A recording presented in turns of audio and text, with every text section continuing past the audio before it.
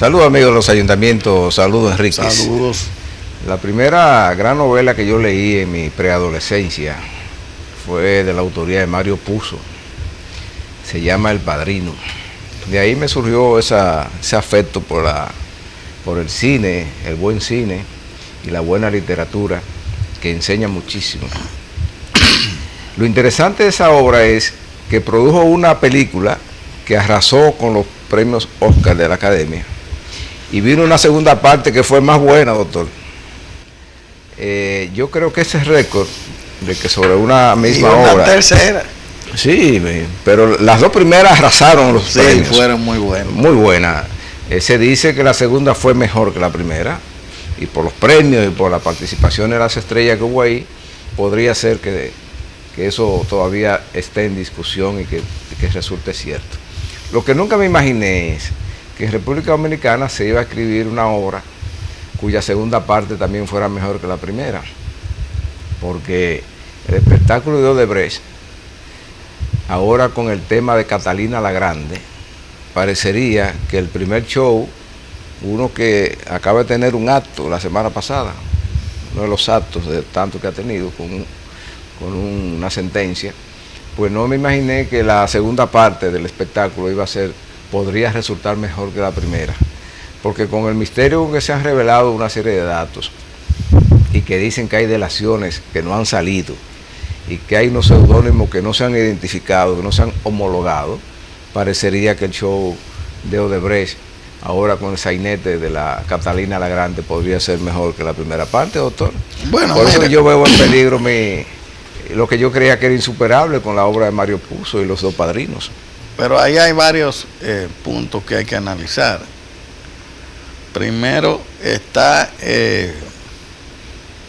usted sabe que aquí se aperturó un juicio con 7 personas.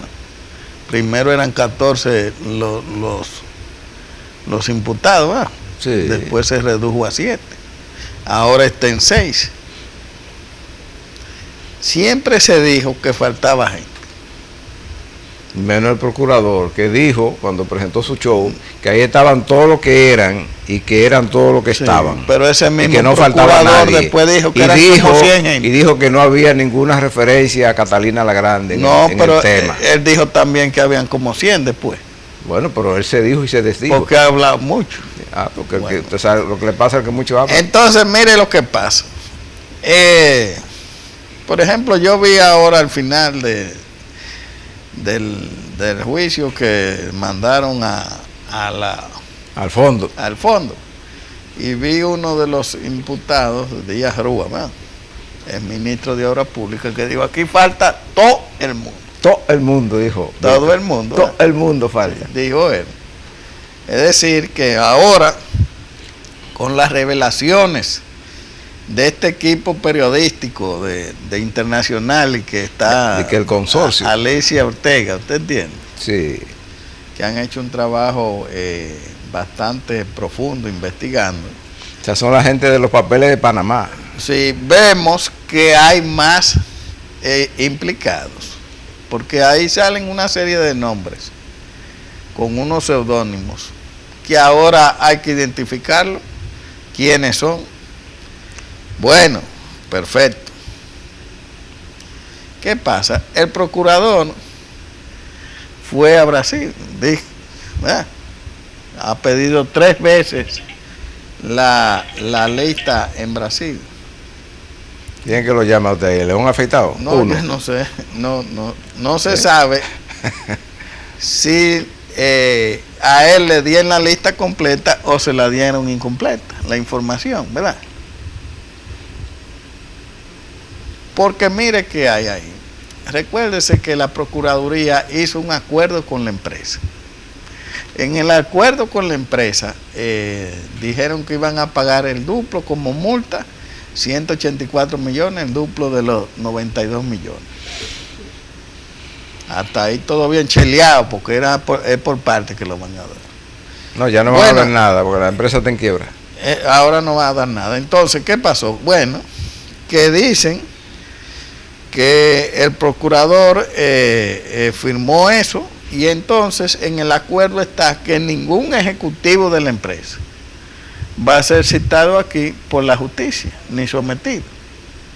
Ni tampoco se le va a revisar a la empresa si hubo sobrevaluación, ni nada que le implique. Ya ella está un fuera. manto de inmunidad impune. Con el pago de esa multa están fuera. Ahora, si ellos no le dieron la información completa al procurador, entonces ellos han violado el acuerdo y por lo tanto el acuerdo se cae. Y yo creo que lo que tiene que hacer la Procuraduría es darle para atrás y traerlo aquí para que digan. Porque en Perú han ido y en todas partes, menos aquí, o han dicho. Por ejemplo, aquí había uno que era el director de la empresa aquí, un tal Marco Vasconcelos, que se sabe quiénes son todos esos nombres. Sí, igual que Marcelo Odebrecht sabe a quién era que se le daba, sí, esos seudónimos. Pero la gente de aquí también sabe, los dominicanos, que estaban en el pastel. Lo que sí es que entonces el procurador está quedando muy mal. Muy mal. Él tiene dos caminos. O sigue haciendo el papelón o renuncia. Una de las dos. Pero usted ahora es Pilarín. No, yo no soy Pilarín, es lo que se ve en la mesa. Porque él, para comenzar, él no está haciendo un papelón. Ajá. No, él está haciendo su papel. Porque Odebrecht aquí tiene un origen que lo que debió perseguir esa autoridad fue dejar eso tranquilo. Porque ¿cuándo llegó esa empresa aquí? ¿De la mano de quién? ¿Quiénes eran los jefes del gobierno de turno con el que llegó esa empresa aquí? Entonces, esa gente de la Procuraduría, esos detectives, pero detectives al estilo de las películas de Hollywood, porque no es que son detectives de lo que andan explorando la verdad, sino escribiendo libretos de eso, de peliculitas de una estrella. Esos detectives han de saber que es mejor no estar batiendo esas materias frente a un gran ventilador, porque van a embarrar a gente que a lo propio, que probablemente sean los jefes de los detectives. Entonces... ¿Y quién es un tal Bigote? Bueno, yo no sé. Cabeza grande, otro. ¿Hay un cabezón? Sí, hay un cabeza grande, porque son nombres que Casa 1, Casa 2, León, qué sé yo qué, Bigote. Uno se llama Escogido, otro Tigre, Licey, como Tigre del Licey. Ajá. Tigre. Oh. Escogido, Tigre. No lo liceístas que se cuiden. Son varios nombres. Yo sé que hay gente, hay muchos gobiernistas que son de esos equipos. Entonces, fíjense cómo... No hay aguilucho, o sea que Hipólito no está ahí. No está no aguilucho, pero okay. Oiga cómo pero se... usted tiene que cuidarse, usted es cogidista, cuidado si usted aparece, doctor. Yo soy cogidista, pero yo no manejo nada de eso. No era contratista, de nada. De nada, absolutamente, de nada. Menos mal. Ni cuando fui legislador nunca voté por nada de eso. Yo no votaba por préstamo. Yo voy a chequear todo lo de cogidistas. Hay que preguntarle a doña No Rosa. No votaba por préstamo. Entonces, mire lo que pasa. En este último caso de Odebrecht, porque todo lo que hizo el procurador anterior fue hasta el 2014. Recuérdese. Sí. Punta Catalina estuvo fuera. Y él mismo dijo que ahí no había nada. Pero no solamente él, es que esto está cuestionando muchas instituciones. ¿Usted sabe quién está altamente cuestionada? ¿Quién? La Cámara de Cuentas, que dijo que eso de Punta Catalina y no había nada, que hicieron la auditoría. Que estaba santificado. Pero bueno, además se hizo una comisión de notables, que los notables también dijeron que no había nada. Pero quizás es así, porque también todas estas versiones de periodistas hay que tomarlas con pinza también, porque no tenemos aquí una Federación Nacional de Bocina. Pero eso salió de unos papeles. Y contrabocina. Sí, pero aquí se saben de muchas cosas. Pero ha salido de unos papeles, porque eso... Sí, pero aquí hay periodistas dedicados a hacer encuestas. Porque usted sabe quién es que da por eso. encargo sin fundamento para posicionar gente. No, eso sí. Entonces, uno no puede creer a pie juntilla ese tipo de versiones. Pero mire, esos documentos que los periodistas analizaron salieron de la propia empresa, del Ministerio Público brasileño y de la justicia americana. Es de ahí que ha salido todo. Sí. No es invento. Sí, pero ahí hay también muchísima maldad en esos ministerios públicos. Bueno, yo no sé. Lo que para eso es que está el procurador. Y yo vi, bueno, para investigar si es sí y si es no, si es verdad o si es mentira. A propósito del juicio, yo vi, me estuvo diciendo la gente de la CIA que nos asesora a nosotros, que la sentencia del juez salió porque aquí habían unos fiscales americanos y unos FBI presionando. Yo le dije, pero entonces... Pues yo no entiendo. Yo le dije, pero entonces no salió bien, porque la sentencia que ha sacado ese juez es para que los imputados salgan libres todos, porque una de las razones que él ha invocado es que no prescriben los delitos de corrupción porque lo está comparando con crímenes de lesa humanidad. No, a nadie le prescribe. Pero la Constitución no dice eso, entonces él no puede legislar. La Constitución lo que dice es que esos plazos se pueden extender, pero eso es a través de una ley que no existe todavía. Que hay que someterlo y que mantener vivo el expediente, si no a los 10 años cae. Entonces, por ejemplo, el caso pero hay legisladores que lo entraron ahí que tienen más de 10 años, que no son nada. Andrés Bautista, por ejemplo. y entonces sí, pero entonces el juez agarró por los moños un caso calvo, sin pelo, para justificar una decisión que, según me dice mi asesor de la CIA, fue presionado por los agentes americanos que están dándole seguimiento al caso Odebrecht. Y cuando me hablan de agentes americanos, yo también pienso en la otra versión del tema. Los americanos se metieron en eso y denunciaron ese problema a nivel regional por un problema de competencia entre empresas. Entonces, los políticos de toda América Latina que cogieron o no cogieron soborno de esa empresa, se metieron la pata de esos caballos, ellos mismos dándose denuncia y chivateo contra el contrario, y resulta que en países como Perú, ahí se ha llevado el sistema.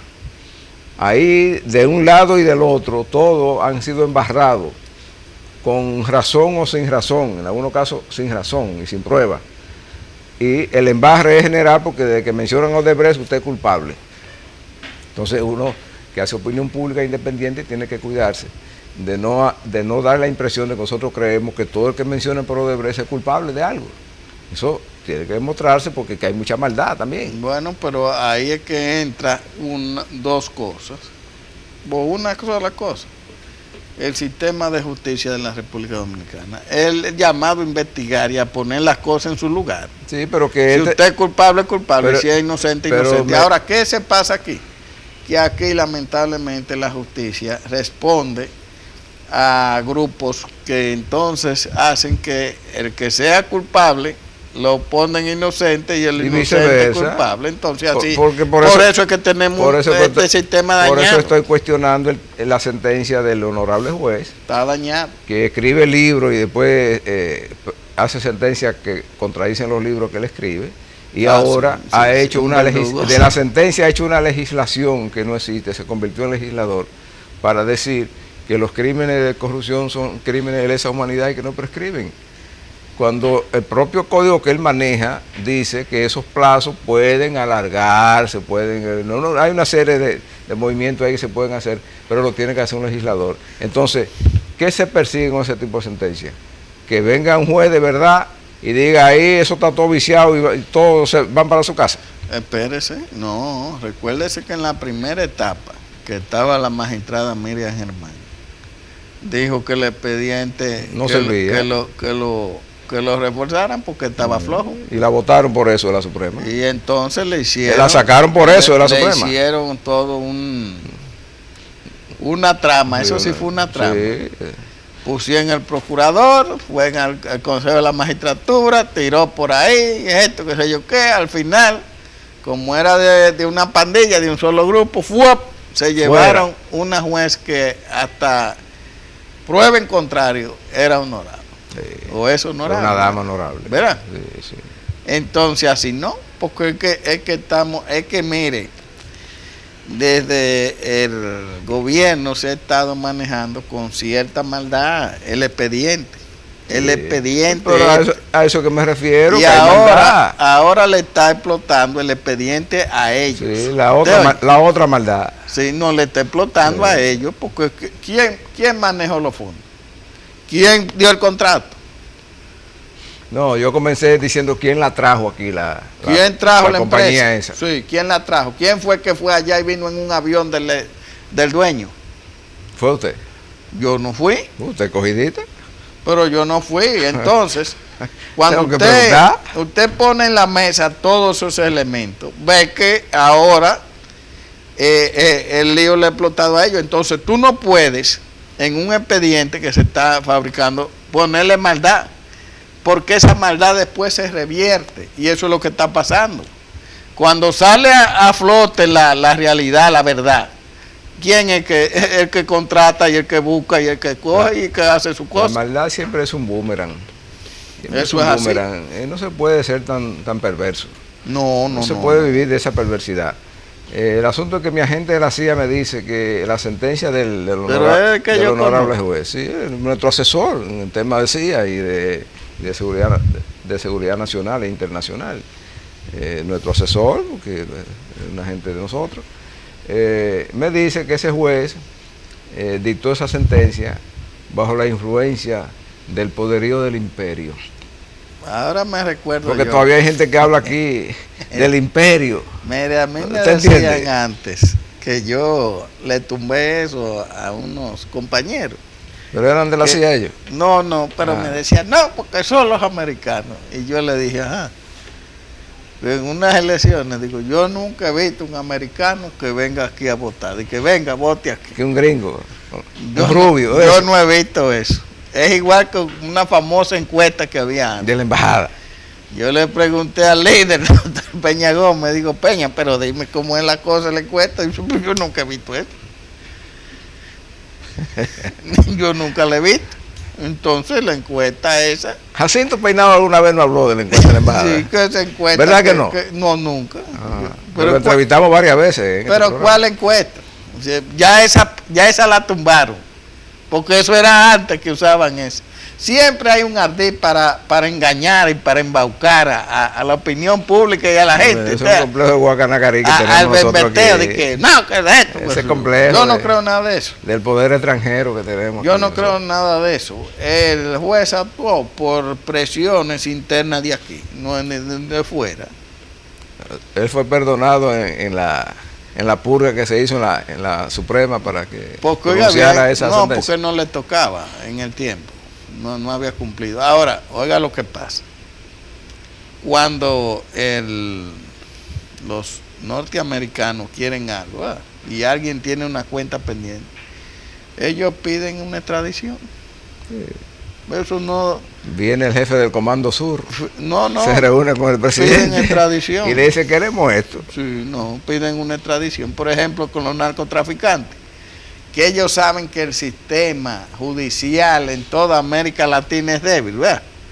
¿Qué hacen ellos? Agarran a fulano, sí, perfecto. Lo piden en extradición por crímenes o cosas que cometieron allá. Entonces, lo buscan y se lo llevan.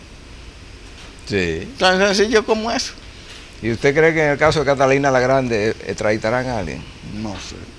Eso hay que esperar. Ahí no hay mucha gente vinculada a la embajada. También. ¿A cuál embajada? No lo han mencionado, gente vinculada a la embajada. No, ahí no hablan de embajada.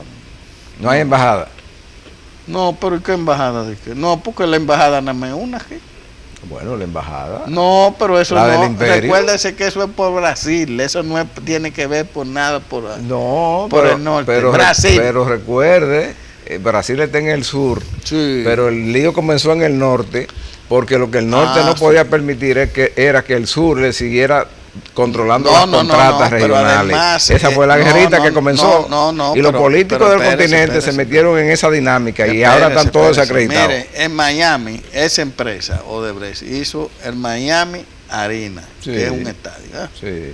Hizo el aeropuerto, parte del aeropuerto de Miami, y del Fort Lauderdale. Hizo carretera, la 836 también. Sí.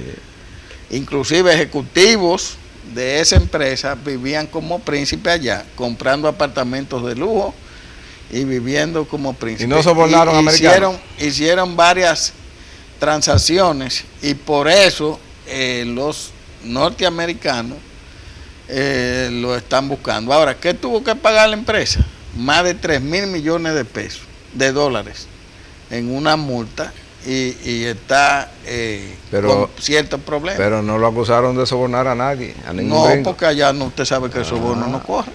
No, Eso es aquí no que acusaron corre a esa nadie. cuestión de soborno. La sanción allá fue por lavado y Porque y hay una sobrevaluaciones. cosa en eso del soborno que hay que tener en cuenta. Hay el que soborna Y un sobornado. y el sobornado, y los dos son pasibles de una sanción penal. Claro. Los dos, Sí. Bueno, lo que están encausados aquí es por sobornados. por sobornar. Y la sobornante llegó a un acuerdo. Que también es una teoría que yo no entiendo es una eso. teoría que también yo defendí Porque aquí. si hicieron un acuerdo ya, es para todo. Yo también defendí la teoría cuando se presentó el caso, de que esos son delitos económicos. Y los delitos económicos, la inteligencia lo que aconseja es llegar a acuerdos económicos. Resarcir el daño. Exacto. Yo dije, ¿y por qué no llaman a Rondón, Rijo? Y le dicen, bueno, aquí hay un problema, que no cuadran, los libros no cuadran. Vamos a poner Aquí faltan 50 millones de dólares en impuestos que hay que buscarlos. Porque a la empresa no la emitieron eso. Ellos sí sabían lo que venía y ellos firmaron alrededor del mundo muchísimos acuerdos de ese tipo que ahora están en el limbo porque ellos se declararon en quiebra. Que cuando estalló este caso, nosotros dijimos aquí que lo que procedía antes de hacer ningún acuerdo era una auditoría técnica a las obras y financiera para ver en cuánto era la sobrevaluación. De acuerdo a la sobrevaluación que hubiera, entonces el Estado sometía a la empresa y la ponía a pagar sobre la sobrevaluación el daño que le había hecho al Estado. Y eso se podría especializar para que hubiera servido para amortizar la deuda externa o para hacer nuevas obras. Sí. Pero ¿qué hicieron aquí? Un acuerdo de 184 millones de pesos, cheleado, que yo no sé, ya ni será pagar porque ya no hay cuarto. Ya eso ellos están en quiebra. Están en quiebra. Están en quiebra ya. Y ya está el nombre, le están cambiando. Eso se perdió. Eso se perdió. Por ejemplo, en los Estados Unidos ellos actuaban con un nombre que se llamaba OSI.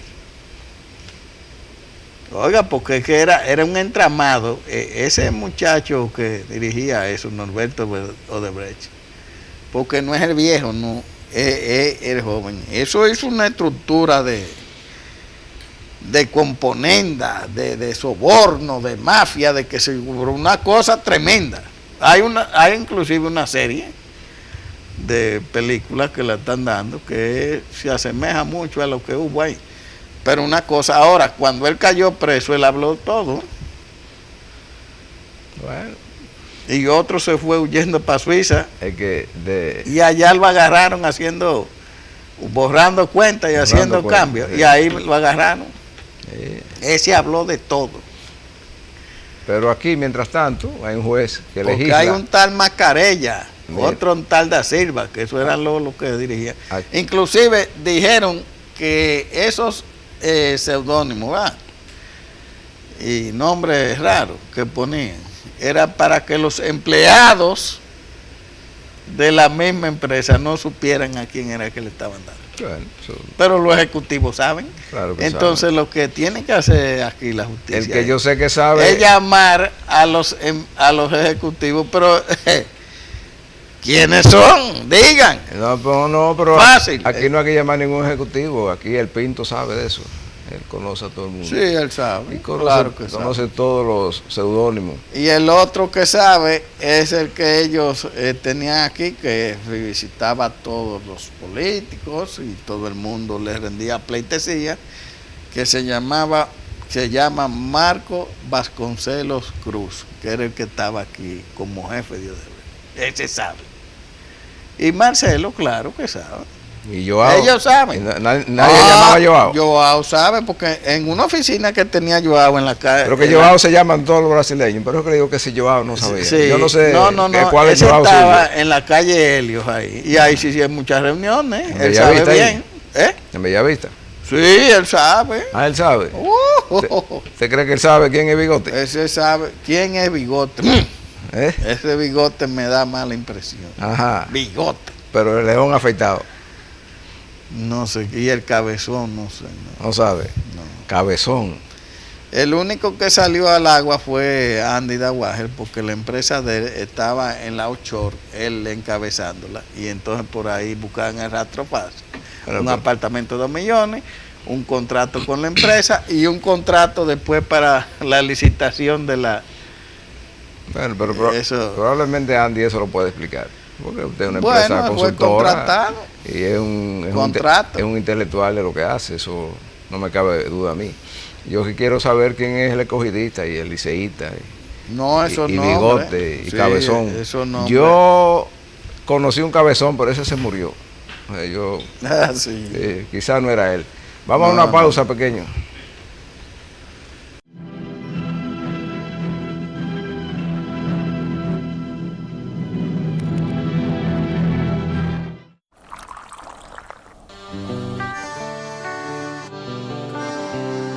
Desde mi ventana veo todo un pueblo, veo sus raíces y sus tradiciones y siento el aroma ese que enamora, que nos da la fuerza, sabor a café.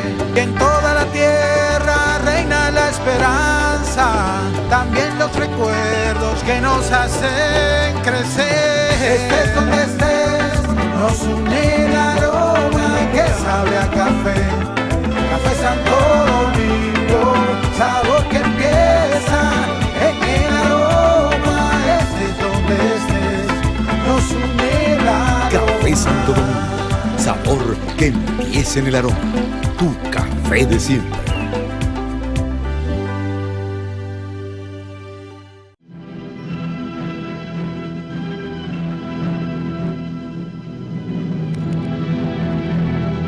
Bueno, damos la bienvenida a Waldis. Waldis, quería que viniera aquí, porque usted me mandó unos mensajes estos días, donde me hablaba de que los síndicos están en crisis, unos se suicidan y otros no hayan que hacer con las deudas. ¿Cuál es la situación en que encuentra el proceso eleccionario a los alcaldes, vista la crisis financiera que tienen los ayuntamientos? ¿Tú has hecho algún estudio sobre eso? Sí, saludo a Ayala, saludo a Andrés, que hace por integrarme a Babía. ¿Qué ha pasado? ¿Cuál es la realidad de los ayuntamientos? Los ayuntamientos en el 2012 tenían los ingresos del 6.2% del presupuesto, los ingresos internos del presupuesto. Al 2019 tienen el 2.1%. Entonces, igual que los ciudadanos, el ser humano tiene un sueldo, el que trabaja, tiene un sueldo real y un sueldo nominal, asimismo tienen los ayuntamientos un ingreso real y uno nominal. Mi nominal es la cantidad de dinero que me mandan y mi real es lo que yo puedo hacer con ese dinero. Como hay un aumento de todos los productos, aumentó el combustible, aumentaron los repuestos, aumentó... No lo planteo. Todo. Este país es otro con relación a hace 6 años. Exactamente. Entonces, ¿qué ha pasado? Como el dinero se ha quedado igual, su capacidad ha reducido. Y de una manera ficticia, ellos han tratado de demostrar que son eficientes, que manejan bien las finanzas, teniendo pocos recursos. Y se han inventado una cosa que se llama el SISMA, donde le dan una puntuación. Entonces, cada alcalde, cada equipo del alcalde comienza a enviar informes falsos para tener una buena puntuación. Falso. Eso es grave. Sí, no, pues yo lo estoy diciendo y nadie me ha podido desmentir. O sea, mandan informes falsos de eficiencia financiera que no existe en la realidad. Pero, Walde, espérate ahí, eficiencia financiera, ¿sí? Con un déficit presupuestario. No. Bueno, y mire si eso es así, que mientras en el SISMAT tú tienes 90 y pico de ayuntamientos eficientes en la rendición de cuentas, la Cámara de Cuentas me dice todo lo contrario. Entonces, ¿Qué yo he dicho? Se acaba de suicidar un alcalde, el de Villavasque, Antonio, como resultado de una presión que se le hace desde la opinión pública. Las alcaldías están llevando una doble contabilidad en términos de sus deudas. Entonces, algunas de las deudas las registran y otras las dejan acumular en una gaveta. Llega la factura, la dejan ahí, vino el contratista, hizo la cega, me facturó, la dejo ahí. No la registro. Al no registrar, eso no aparece como deuda. ¿Qué pasa? Los ayuntamientos, para endeudarse, tienen que cumplir con un procedimiento que establece la ley de crédito público y la propia ley municipal. Y esa ley de crédito público, en su artículo 24 y 25, establece que cuando se contraen deudas que no están registradas regularmente en la Dirección de Crédito Público, constituyen una deuda personal de los funcionarios que la contrajeron. ¿Y cuál es la situación del contratista entonces? No, si usted la registró, si está comunicada a crédito público, esa deuda es pública. Entonces, el crédito público le comunica al ayuntamiento: mire, ayuntamiento, este señor dice que usted le debe y usted no ha venido a registrarme eso aquí. Porque el Estado tiene que preservar los derechos de los ciudadanos. Ese procedimiento lo usa poca gente. Porque es desconocido. Los ayuntamientos no tienen más problemas porque eso no se está usando. Entonces tú vas y denuncias a Hacienda, a la Dirección de Crédito Público: mire, este señor, alcalde fulano de tal, me debe tanto, mire mi factura, mire lo que yo hice, mire mi contrato, y eso no me lo ha pagado y no aparece registrado como deuda. Porque en el presupuesto del ayuntamiento aparece al final la parte financiera y eso tiene deuda, tanto, voy a pagar la deuda, tanto, intereses, tanto. Entonces yo le he dicho, como esto tiene sanción de 3 a 10 años de cárcel por no registrar la deuda pública y la inhabilitación para funciones públicas, usted va a tener dos caminos. Uno, irse a la cárcel si le tocó. Si hay justicia y si usted es de lo que sale en el globo premiado, usted está puesto ahí, pero usted está en el globo si violó la ley. Dos, que una persona de esa que quede quebrada por una deuda con el ayuntamiento, que usted lo puso y que hizo un trabajo confiando en usted, salga a matarlo. Y tres, que por vergüenza, por no pasar por el subsidio, porque lo maten, usted tome la decisión que tomó el de Villavasque y se suicide. Sí, pero hay otras leyes también que se violan ahí. Se viola la ley de Contraloría, claro, se viola la ley de Cámara de Cuentas, la ley municipal, se viola la ley 17607, y entonces hay una serie de delitos entonces que se conforman a partir de todo ese hecho, que se llama prevaricación, se llama malversación de fondos, se llama, en palabras llanas, eso se llama robo. Y en el caso de que hayan adquirido cualquier bien, se presume inmediatamente, hay una presunción de que se ha producido un lavado de activos. También. Porque entonces ahí viene la prueba en contrario que tiene que presentar el funcionario público. Pero no solamente el funcionario público, es que la ley de lavado de activos incluye los familiares de ese funcionario. Y aquí estamos hablando que, por ejemplo, y me voy a poner yo mismo, si yo soy funcionario público, yo soy alcalde, y produzco esa deuda, dejo esa crisis en el ayuntamiento, pero a la vez mi hermano, mi esposa, mi papá o mi mamá aumenta su patrimonio. Ese patrimonio en principio se presume que es mal habido y que por lo tanto constituye parte del delito de lavado de activos o de desfalco que yo cometí. Y eso es grave. Eso depende si el familiar no es que tiene un negocio que produce. Pero aún así tiene que probarlo. En principio bueno, pero si tiene el negocio lo prueba. Pero tú tendrías que ir a un proceso judicial a demostrar eso. Si el fiscal decidió colocarte ahí, ¿verdad? Al primo, al hermano, al papá. Y que compren casa y compren bienes, todo eso. En lo que la chava y viene. Tú tienes problemas. Claro, y tú vas a tener un problema con su familia. Hay otra ley que no mencionamos, es la ley de presupuesto, porque el municipio vota un presupuesto anual y ese presupuesto se supone que recoge la estimación de ingresos y cada 3 meses tienen que reportar la ejecución de los gastos, ¿verdad? Claro.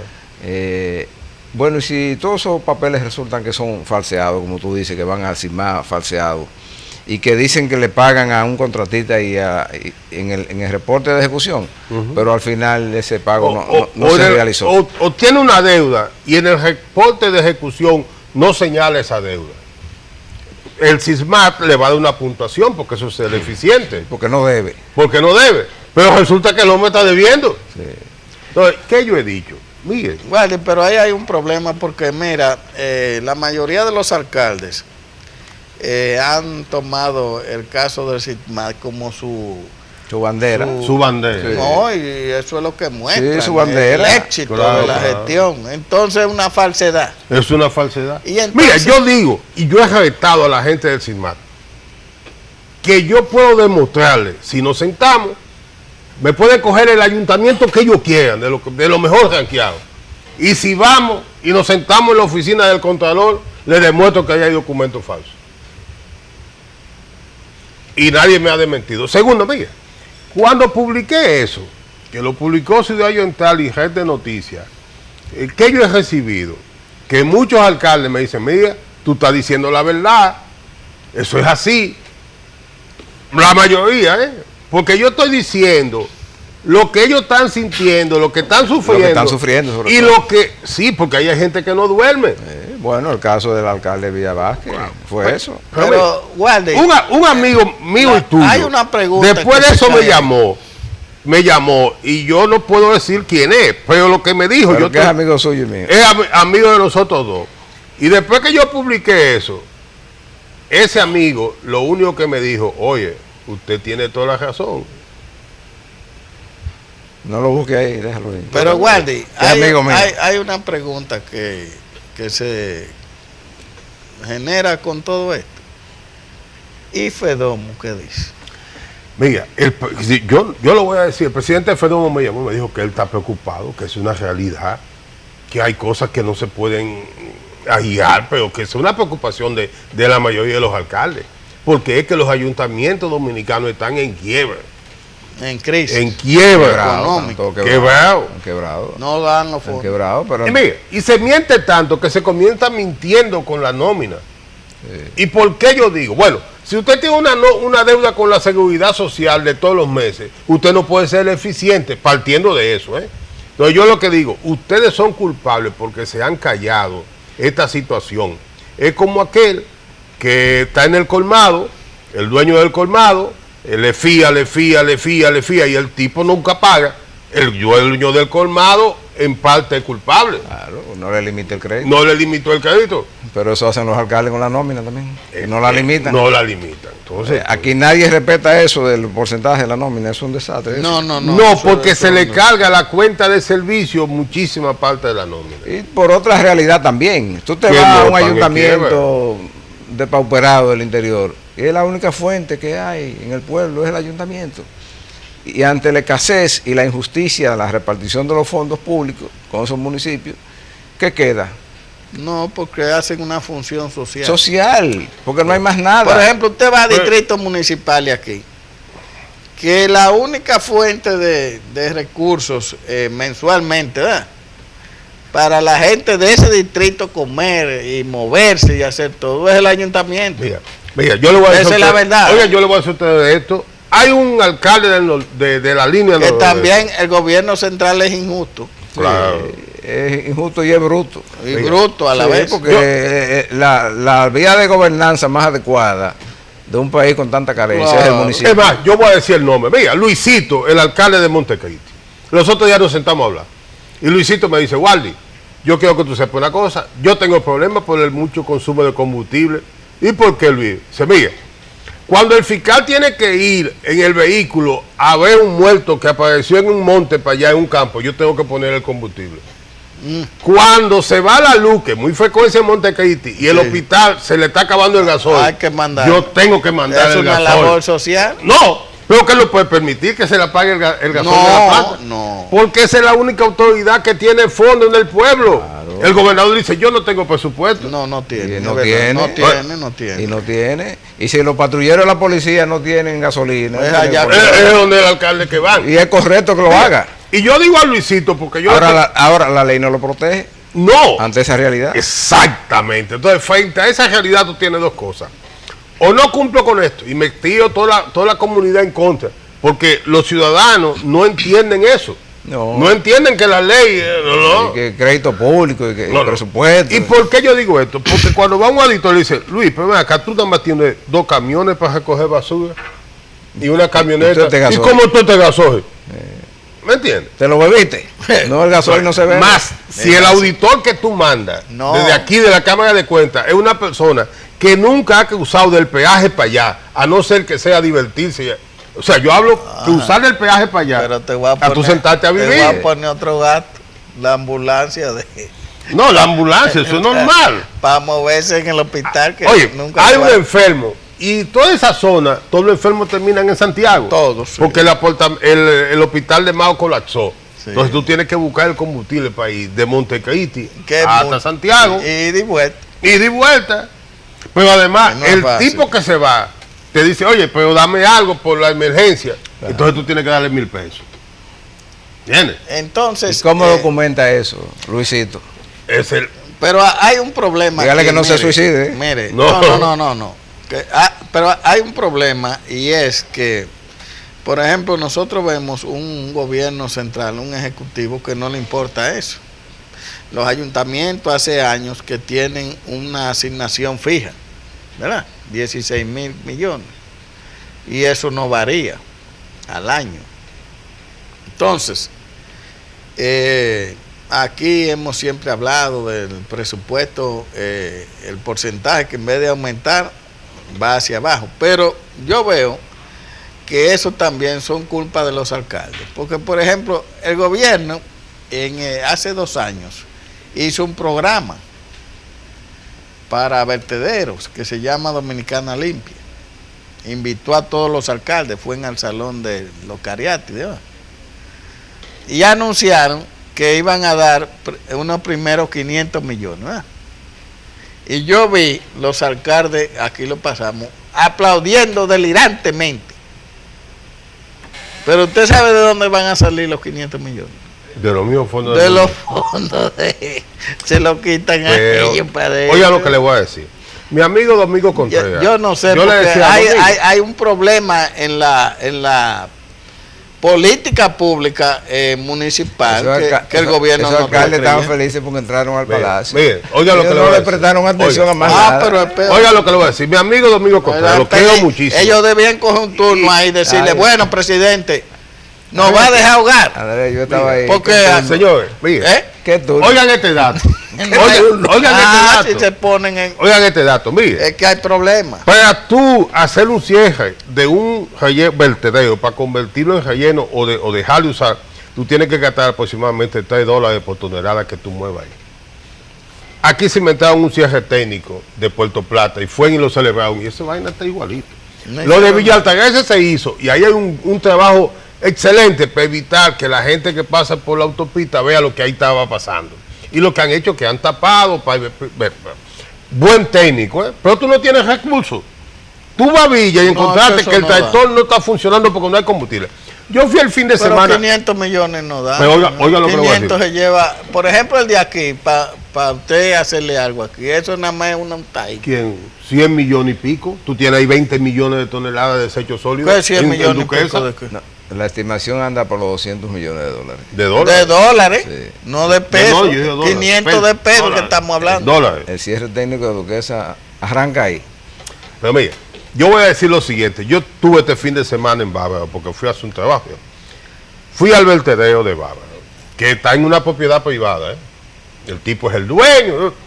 Miren, ese vertedero queda en la misma línea paralela porque fui y me enseñaron un plano de la parte subterránea del pluvial Sí. de esa zona. Miren, cuando bajé a Cortecito, encontré en Cortecito y entré, me puse el traje de baño y bajé. Estoy sintiendo abajo en Cortecito, en la playa de Cortecito, la misma lava que hace 25 años comenzó a bajar a Andrés de Boca Chica, siguió caminando, dañó a Andrés y una parte de Juan Dolio. No quiero ni hablar de eso. Oigan. Porque el turismo está dolorido en estos No, días. y oye lo que te pasa. Cuando tú vas ahí, ¿qué tú encuentras? Que te están depositando 400 toneladas de desechos sólidos todos los días, de las cuales 225, 240 son residuos orgánicos, entre la que viene de los hoteles y la del pueblo. Sí. Porque ahí la mayor parte es orgánica. Entonces, cuando tú dices eso, te dicen, oye, usted está atentando contra todo. No, es una verdad. No, es un problema. Dominicana Limpia es una buena idea, una buena intención. Pero en la cabeza de mi amigo Domingo Contreras. Igual como he dicho, y le he dicho a Domingo, excelente técnico, con muchas iniciativas, igual que la mancomunidad del Gran Santo Domingo. Una quimera entre la cabeza de Domingo y de Roberto Salcedo, pero no han funcionado como tal. Entonces la municipalidad tiene un déficit de independencia para señalar sus problemas, plantear soluciones sobre la base de que si lo planteo me gano la enemistad del que está en el gobierno central, y entonces puede mandarme a auditar y me puede desacreditar. Ahí hay un problema. Mira, todos esos programas pueden funcionar, pero para funcionar es una cosa primordial que tienen que tener, que es financiamiento. ¿Cuánto? Dinero. Entonces no es verdad que con Chelito, como eso de Dominicana Limpia, se puede hacer un trabajo eficiente. Eso no es verdad. La apuesta, porque no hay, si no dan, no dan. ¿Cómo usted lo va a hacer? La apuesta antes de ir a la pausa es que el año que viene hay un cambio de gobierno, quizá hay un nuevo presidente. Otros criterios. Sí. O quizá la lucha, la batahola que va a tener que enfrentar el que se quiere quedar, lo educa sobre la necesidad de que la gobernanza de un país comienza por sus municipios y sus distritos municipales. Y entonces, cuando se cambia ese enfoque en la casa número 1, entonces eso podrá irradiarse a nivel nacional. Quise decir en el Palacio Nacional, no en la casa número 1. Cuando se comprende eso ahí, entonces se podrá irradiar comprensión a nivel de los funcionarios que distribuyen el dinero del Estado. Vamos a una pausa.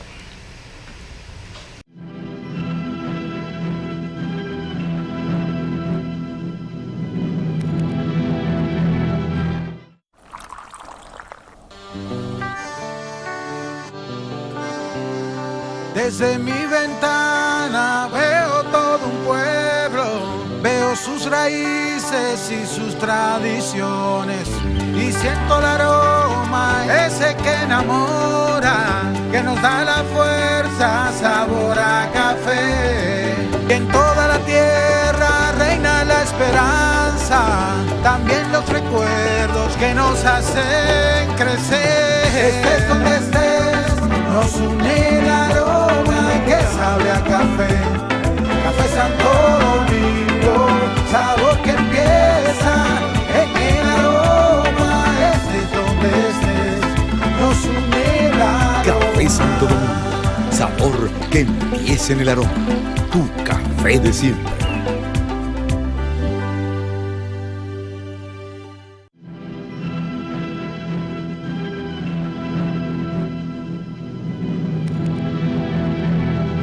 Bueno, doctor, igual también la semana estuvo muy amenizada con el tema del Congreso Nacional, donde, según dicen las versiones, lo que se ve ni siquiera es la mitad de lo que existe en términos de ocupación. Y por unas declaraciones que yo vi que dieron los presidentes de ambas cámaras del Congreso, ellos están justificando que ahí van a quemar el Congreso. Me acordé de lo que pasó en la Alemania de Hitler, cuando quemaron el Bundestag. ¿Usted se acuerda de eso? No, en Paraguay. ¿Usted lo ha leído? En Paraguay. Sí, pero el más histórico fue el de Alemania, porque eso era un punto de inflexión entre la democracia y lo que siguió después. Eso también hay que analizarlo.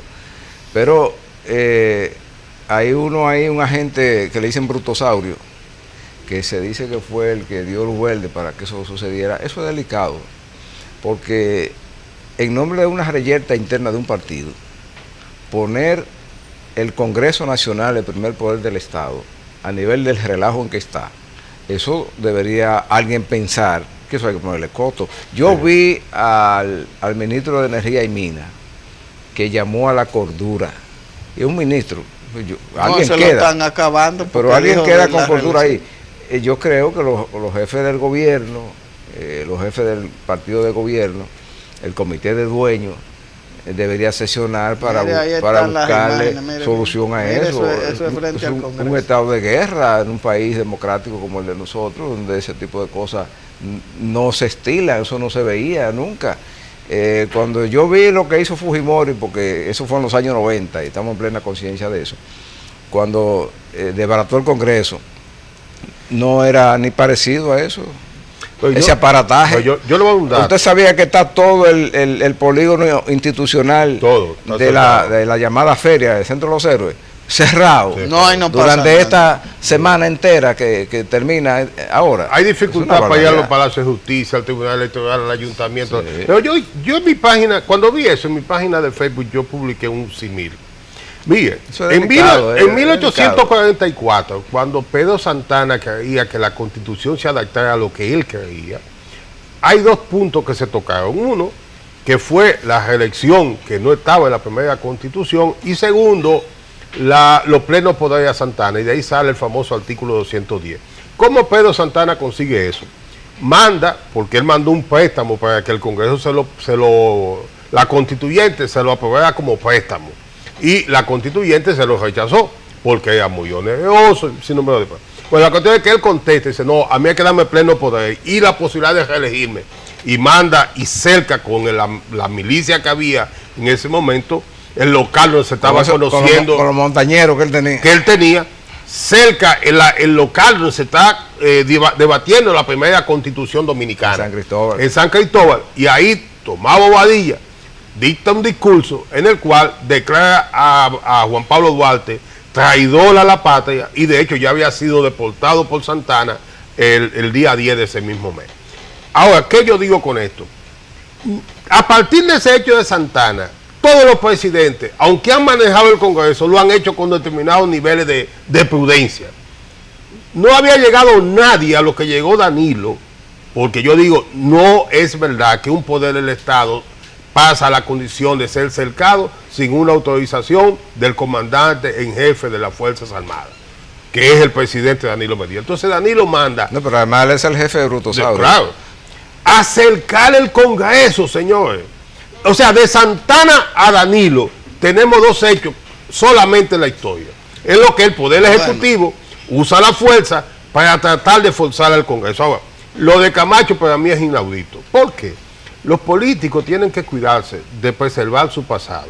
Y si en el pasado cometieron errores, lo peor que tienen es que manifestar que pedir perdón, cometí un error antes, las cosas no eran así, y a partir de ahora asumo otra conducta. Eso es lo Camacho. Eso del Congreso. Camacho. Pero oigan, Camacho, que encabezó la lucha de los maestros, la protesta de los maestros por mejores condiciones laborales, que tomaron la calle, que desfilaron, que tomaron las escalinatas del Ministerio de la Secretaría de Educación de esa época, no puede hoy, que bajo la base de que alguien va a protestar, constituye un atentado a la paz pública. Entonces usted tiene que primero que decir, pueblo, perdóneme, yo en tal época hice tal, y usted se confiesa. Bueno, lo que pasa es que él cree que todavía está movilizando gente ahí. Miren, nosotros queremos recordar. Ahí metieron la pata, tanto Reinaldo como Camacho, que son los jefes del Congreso de la República. Ahora yo le voy a poner el ejemplo. Un guardia, un policía está en el hemiciclo y vota. No. Quienes votan son los legisladores. Entonces usted llevar ese aparataje ahí, todos esos guardias y todas esas cosas, eso no significa nada. Nada. Pero además, el doctor, la tomadura de pelo a la población de que eso era para salvaguardar el Palacio del Congreso, hay que recordarle a los legisladores, muchos de ellos están ahí todavía, que el movimiento municipal tomó el Palacio del Congreso con colchones y con de todo ahí. Pero mire, ¿usted se acuerda de eso? Sí, claro. Pero estaba dirigiendo. Los alcaldes, para que le asignaran el porcentaje con Julio Mariñez y Fausto Ruiz. Sí. Y Víctor de Asa. Víctor que está ahí en el Congreso. Víctor y Fausto. Sí, que ahora no pueden entrar al Congreso porque están rodeados. Pero Víctor y Fausto entraron al Congreso con una colchoneta y se sentaron ahí.